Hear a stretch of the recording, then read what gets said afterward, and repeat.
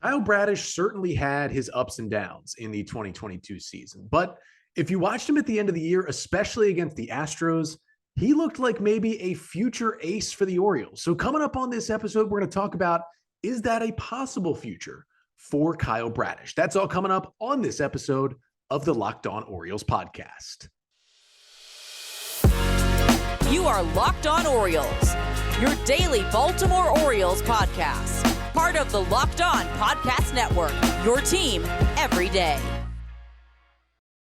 Hey there, Orioles fans. Today is Thursday, November 3rd, 2022, and welcome back into the Locked On Orioles podcast, part of the Locked On Podcast Network, your team every day. As always, I'm your host, Connor Newcomb, and today we are joined by Ryan Chell. He is a producer over at WBAL Radio, covering the Orioles, the Ravens, all things Baltimore sports over there. And he's joining us to talk about Kyle Bradish's 2022 season with the Orioles. But Ryan, first of all, thank you so much for joining us, and thanks for making your first appearance here on the podcast. Yeah, thanks for having me. Looking forward to it. Yeah, we've had, we continue to have guests on to go through our 2022 Orioles player season review series, and we've gotten to Kyle Bradish. And where I wanted to start with Bradish is just you go back to, late April, and he makes his debut with the Orioles.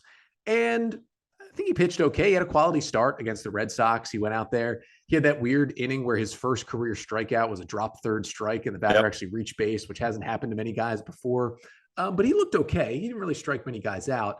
And then it was really inconsistent, to start his career. You could see there was stuff there. There was velocity. There was a breaking ball that was just kind of falling off the table. But overall, he has two okay starts. He dominates the Cardinals, and then he kind of struggles for a little bit. What do you remember were your first impressions? And obviously the Cardinals start was big, but other than that, it wasn't super impressive early. Yeah, it's funny, when we talk about the season for Kyle Bradish, the first thing that does come to mind is those two starts against the Astros. Is the thing that kind of sticks out, in most Orioles fans' minds in terms of the impressive start for him. But I do go back to that Cardinal start, and it's actually one of my favorite memories of Kyle Bradish from this year. My favorite memory of his, obviously he did have that debut against the Red Sox, but the next start was against the Cardinals. And I remember him striking out Nolan Arenado twice and just having him completely dumbfounded on the mound. And I know it's one of those things where, as a major league hitter, especially one with the caliber of Arenado, like you probably, hadn't seen a lot. There wasn't a lot of film of him. He was coming up and he was a rookie, and, you don't really have anything to kind of game plan off of. But when I looked at that start and I saw him just completely confusing Nolan Arenado in the box, I thought this is a guy that could be something that could be a big piece for the Orioles in that rotation moving forward. We had earlier in the year, we had Jim Callis on from MLB.com and Baseball America, I think, is some of the stuff he's done in the past. And one of the kind of hot takey questions that we had asked Jim at the time was, Grayson Rodriguez or Kyle Bradish, who's going to be the guy that's going to be a bigger impact for this Orioles team, in the future. And obviously we knew at the time that Grayson Rodriguez was going to be the answer. But it was like a week after that Bradish had that start against the Cardinals, and it made me think about that answer for that answer a little bit and think, Grayson hasn't reached the majors yet, and Kyle Bradish has.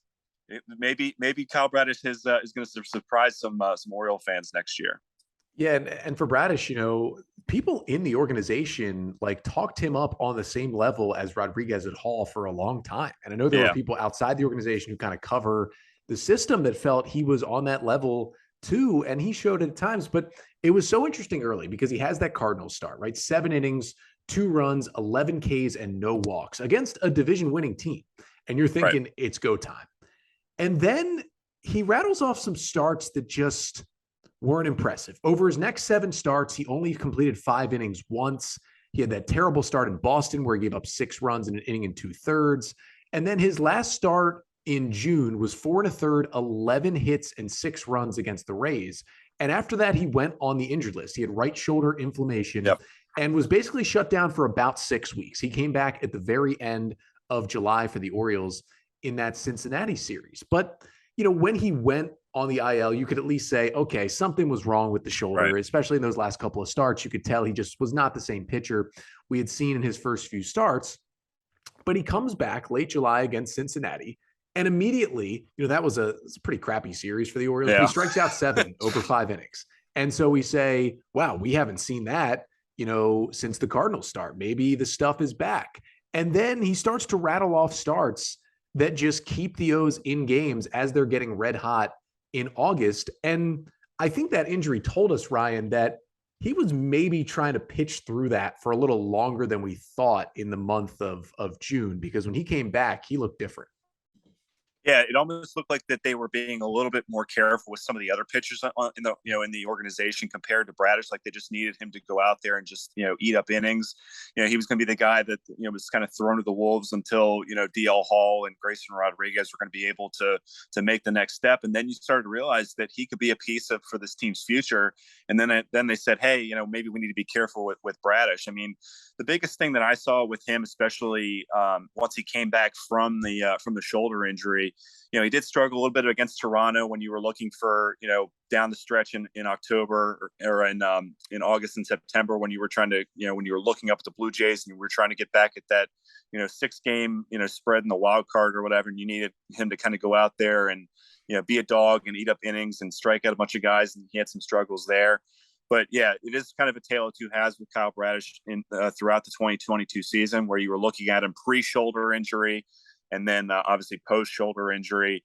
And then the whole thing with him, whether he was working out of the stretch exclusively, whether it was him working out of the windup, you could tell that they were still trying to kind of iron tune some things with him. And, you can definitely look back at this season as maybe kind of an incomplete season for Kyle Bradish. Yes, certainly. We're going to learn more moving forward, and we're going to talk more moving forward about Kyle Bradish here on the podcast. But first, got to tell you about Simply Safe, because if you've thought about securing your home with home security, but you've been putting it off, you want to listen up. Right now, Locked On Orioles listeners can order the #1 rated Simply Safe home security system for 50% off. This is their biggest offer of the year, and you won't want to miss it. And you're going to love it because at Simply Safe, there are people on hand 24/7. And in an emergency, 24/7 professional monitoring agents use Fast Protect technology exclusively from Simply Safe to capture critical evidence and verify the threat is real, so you can get priority police response. And that 24/7 professional monitoring service, it costs less than $1 a day, less than half the price of ADT's traditional professionally installed system. And there's the top-rated Simply Safe app. You can stay in complete control of your system anytime, anywhere, right from your phone. They make it so easy. So don't miss your chance to save big on the only security system we recommend here on the pod. Get 50% off any new Simply Safe system at simplysafe.com/lockedonmlb.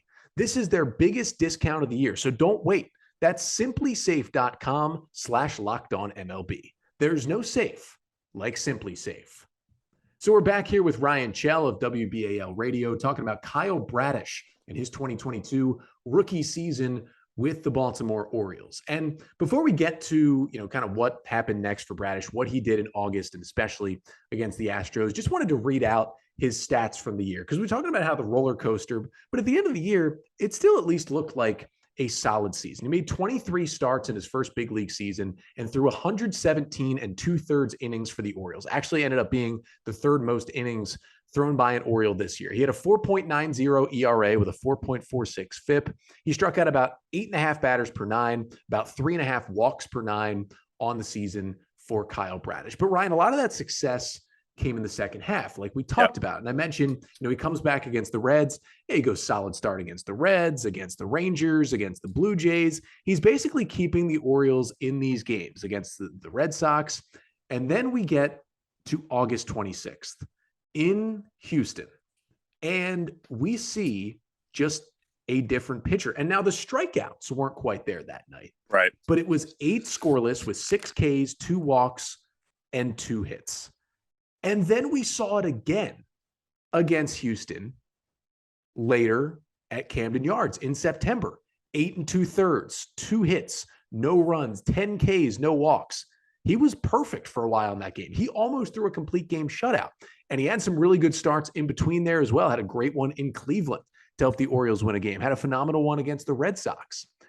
I mean, he just flipped a switch. And to do it against Houston, a team playing in the World Series as we speak right now, you kind of put him, I mean, I even put him on a higher level than like the Dean Kramers and the Tyler Wells of the world when I saw him do that against Houston. It was baffling to me, like when when we were doing our kind of pre-show meetings and we were talking about how's this rotation going to look at when guys get healthy, when guys come back next year, when John Means comes back from the elbow surgery next year, and various hosts I was working with were kind of going through the rotation, and somehow they were missing Kyle Bradish each time that we were doing this, and I'm like, did you forget the 2 Astros starts? Did you forget the Cardinals series earlier in the year? Like I believe they were 14-9, I think, is in games where he started. He was a big part of this team, kind of getting back into it, turning things around this year. Kyle Bradish, especially given the fact that he is a right-handed pitcher, and you've got that Toronto, even though he did have his struggles against the Blue Jays this year, him being a right-handed pitcher against some of those right-handed bats in the Toronto lineup, I think is going to be huge for this Orioles team over the next couple of years. I am instantly penciling in Kyle Bradish in my starting rotation next year and giving him at least a shot to keep that spot until either someone takes it from him or he loses it. Yeah, I think I'm on board with that as well. I mean, I don't think he's going to start opening day or anything for the Orioles, but even when John Means comes back, I think he's still going to have a rotation spot. It's not even going to be like where, he's the 5th guy until Means gets healthy. Like, he's in there because of that stuff. And that's where I wanted to get to, because, one thing that was interesting with Bradish this year is just like Dean Kramer and a couple other guys, he actually added a sinker late in the season. It kind of helped him, kind of really jam right-handed hitters. He threw 86 sinkers down the stretch. 85 of them were thrown to righties. So it was basically just a pitch to throw in on the hands of righties. Him and Dean Kramer added it at the same time, kind of debuted it right around that start in Houston against the Astros. And it was a pitch that, it got hit a little bit, but it helped his other pitches play better. And that is what was so interesting down the stretch for Bradish, because when he was on, this is something I talked about a lot on this podcast during the season, he was throwing more breaking balls than he was throwing fastballs. You look at that start at Camden Yards, September 22nd against the Astros, 39 sliders, 24 curveballs, and then 18 four-seamers, 16 sinkers, and 3 changeups. That was a similar mix the first time against the Astros. And you just look at his stuff, Ryan, and you say, can you throw more breaking balls all the time? I mean, Lance McCullers does it, and he usually has success, except for Game 3 of the World Series. But he generally has success. But Bradish still did go 45% fastballs all year. It was still his dominant pitch, in terms of usage. But when he broke out the slider and the curveball more than his fastball, he was better. And do you think he does that more next year? Because it worked when he did it. I was going to say, I mean, the biggest thing with him, at least next year, is now that now there's tape on him, there's film out there. Guys are going to be adjusting to him throwing that slider, throwing that sinker, in off plate situations that, he's going to have to make adjustments. And I trust Kyle Bradish. I mean, one of the cool things about him from the conversations we got to have with him in the clubhouse, either before or after games, was he was real cerebral. Like, he was definitely thinking about what he was doing when he was going out there on the mound. He wasn't just trying to blow the balls by guys or anything like that. I mean, he certainly didn't. I mean, he had kind of mid-90s stuff, so he wasn't one of those guys that could, when you're comparing him, we compared him to Grayson Rodriguez when we were asking about Jim Callis about that, but obviously Grayson's got the upper 90 stuff. Bradish does not.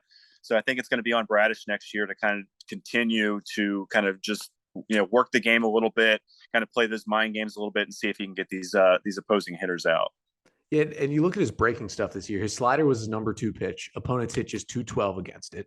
His curveball was his number 3 pitch. Guys hit just 233 against it with just a 300 slugging percentage against that pitch.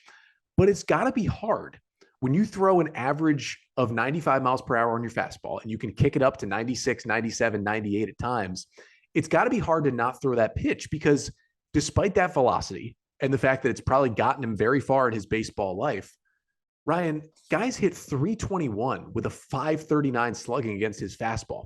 Kyle Bradish's fastball, per the value stat that StatCast puts out, its run value stat, it was one of the 5 worst pitches in all of baseball this year. Yikes. Not just on the Orioles, not just among starters, of anybody who threw a pitch this year. The Kyle Bradish four-seamer was one of the 5 worst pitches in baseball. It's basically because it's straight, it doesn't have a great spin rate, and when that's 95, 2022 MLB hitters can hit that no problem. But it's got to be hard to get away from. Especially in the AL East. Yeah, especially with those Toronto and the Yankee and the Red Sox lineups.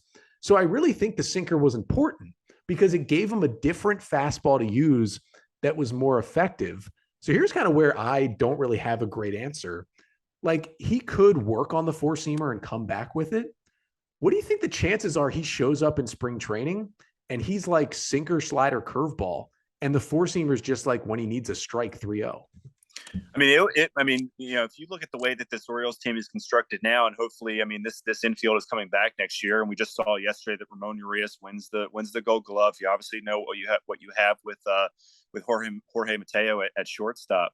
If he does come out there and decides that he wants to be more of a pitch to contact guy, if he wants to maybe kind of confuse batters once in a while with that slider, you get a couple strikeouts here and there. I think the way that this Orioles team is constructed, it's a good way to kind of just bridge the gap between the starting rotation and the back of that bullpen. I would rather have a guy going out there and eating up innings and saving those arms in the bullpen, especially when you have guys like Felix Bautista and Cianel Perez and what have you, that instead of going out there and only lasting 3 innings while trying to throw 85 pitches and, get, 6-7 strikeouts. I'd rather have him be that pitch to contact guy and trust those Gold Glovers now that you've got behind you in Ramon Urias. So where I wanted to finish on Kyle Bradish is, he's this guy with this elite breaking stuff, a slider and a curveball that he trusts, a big overhand curveball, then your kind of typical slider. He's 26 years old. What a steal that Dylan Bundy trade continues to look like for the Orioles. Now, two of the guys in the trade got Tommy John this year in Kyle Bradish and Zach Peak. But if they come back and they look good after Tommy John, it's going to be a huge steal. But even just getting Bradish seems huge. And we've already talked about, we've said, guaranteed rotation spot next year, no question. But he does kind of remind me, I know I already said the name, of a Lance McCullers, because I think the best version of Kyle Bradish is going to be, maybe not, if you remember, like 2017 ALCS McCullers when he threw, 30 straight curveballs to the Yankees in that one game. Right. I don't know if that's going to be Kyle Bradish, but McCullers throws mostly breaking balls, and he was kind of the first starter in baseball to do that. I see Bradish following that trend. So my question to you is, we're both in agreement. He's in the starting rotation next year. No question. Yes. Do you think as the Orioles add more and more pitching, they develop more pitching, they go out and, sign starters or trade for starters or whatever it may be, do you see 2, 3, 4 years down the line, Bradish continuing in this starting role? Do you think there's any kind of, bullpen future for him that I know people have talked about just because of the stuff? Or do you think, like, even if he becomes just one of those 5 and dive guys where it's 5 innings, 90 pitches, 1 run, 8 strikeouts and get out of there, can he sustain that as the Orioles become a legitimate contender? I think with what you saw out of Bradish this year, not really. He was not a guy that they were thinking was going to be in this rotation for 23 starts this year. I think you can look at him as, even if they do go out there and buy a couple arms, if Grayson Rodriguez comes up and becomes the Grayson Rodriguez that we all expect him to be, if DL Hall suddenly flips the light switch on, I can still see Kyle Bradish being a back end part of this rotation. And this is a problem I want to have. Like, I want to be in a situation where I have 7, 8 guys fighting for 5 spots. And, going back to those Astros series, we asked Brandon Hyde this a couple times about, if a guy goes out there and dogs, goes out there and is a dog and fights for 8 innings and, shuts a team down, does that put it on the next guy to go out there and compete and do the same exact thing? And I think that's what happened in those Astros series. You saw Dean Kramer do it. You saw Jordan Lyles do it. You saw Kyle Bradish do it. And and the competitive nature of these guys in the locker room and in the clubhouse, that makes those guys want to go out there and do the same exact thing. So I think if Kyle Bradish is going out there, even if he's a 4 or 5 in this future Orioles starting rotation, he's the guy I want in there because he's just going to make those other 4 guys better. Right. I've done this series as the 3rd off season, doing this series, kind of, recapping the year for all the Orioles key players. And let me tell you, last year I talked about, a lot of positives for John Means, and then the rest of the starting pitching, I did not like talking about. We are now concerned that the Orioles will not be able to fit some of their guys who had success into the rotation next year. Like, I'm looking around and I'm saying, can Tyler Wells get in the rotation? And he had a 3 ERA. What a great problem we have. Correct. I'm not shedding any tears right now. Yeah, I think everyone is happy with that. And listen, Bradish, he had his struggles. He had his ups and downs. And it's important to note, after he had the 10 strikeout game against the Astros, the 8 2/3 scoreless, he did not finish the season strong. He had 2 more starts where he gave up 7 runs and 2 1/3 against Boston. And then, he did throw 5 innings, a 1-run ball against the Yankees, but he walked 5 guys in 5 innings. So it wasn't exactly his favorite end of the year after that great start. So we still know there's room to improve, certainly for Kyle Bradish. But I think he set a really good precedent for himself in a rookie year. It was fun to watch. It was fun to talk about. Ryan, thank you so much for joining us. Let everybody know where they can kind of hear your voice at all on the radio or things you're working on over at WBAL. Yeah, so obviously over at WBAL 98 Rock, we're in the thick of Ravens season right now, getting ready to go down to New Orleans. We got to hear Roquan Smith today after his trade from the Bears. But the good thing is next week apparently we are starting hot stove shows on WBAL. So I think you're gonna be hearing from Mike Elias, Brandon Hyde, a bunch of players. Obviously, this was the first season for me coming back to Baltimore and being part of the Orioles, and this is something we did not expect to have last February. We were not thinking that we were going to be talking about a playoff potentially bound Orioles team, and hopefully year 2, hopefully we're doing some playoff baseball next year in October. Yeah, Michael Elias keeps saying that word liftoff. Hopefully those hot stove shows are for some big off-season moves. Correct.